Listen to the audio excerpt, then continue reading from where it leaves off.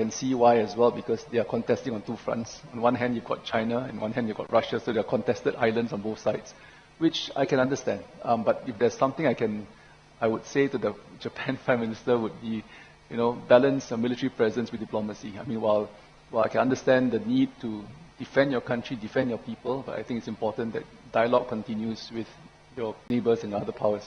Thank you.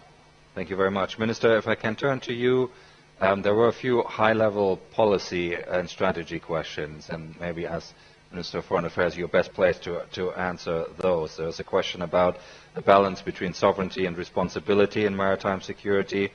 There was a question about treaties like the BBNJ as confidence-building measures for maritime responsibility, and how you feel about the priority for spreading the burden and gaining broader international support to defend the principles of freedom of navigation. So maybe those are themes, and anything else, of course, that you want to get into. Minister, over to you. Thank you. Look, I believe that we need to increase the political bandwidth in relation to this issue. And we are facing, if you simplify it, it's a primitive threat against one of the most advanced sectors of the economy. So we are talking about introducing technology as a way of countering what's happening. And in my speech, I tried to raise the issue that the Houthis are using very low-cost technology.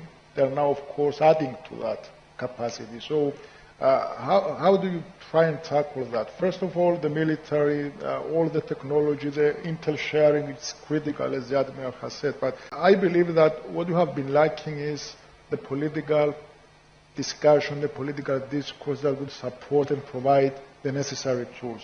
And there are interesting questions relating to diplomatic collaboration. There was a question about respecting sovereignty, how you balance that with international forces.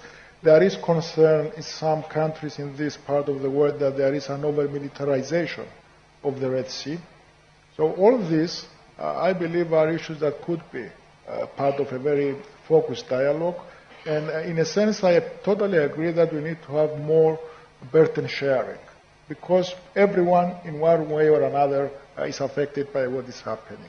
There are countries that have the capacity, the military means. Other smaller countries do not have that. They could have the industries, but the information sharing, the use of technology, clever kind of ways of tackling what's happening, the financing of these operations. All these, I believe, are issues that we could add to our tool. There is also, as I made the point earlier, the political signaling. And we have an EU mission in the area, speeders and so on, but at the same time, the paradox exists in the sense that we haven't listed the Houthis as a terrorist organization. There was a discussion a few years back. It didn't go through at the EU level. So it's a paradox because you have a mission. It's here. You have recognized the risk and the danger so that you have sent the mission. But at the same time, it's been approached as a political movement exclusive.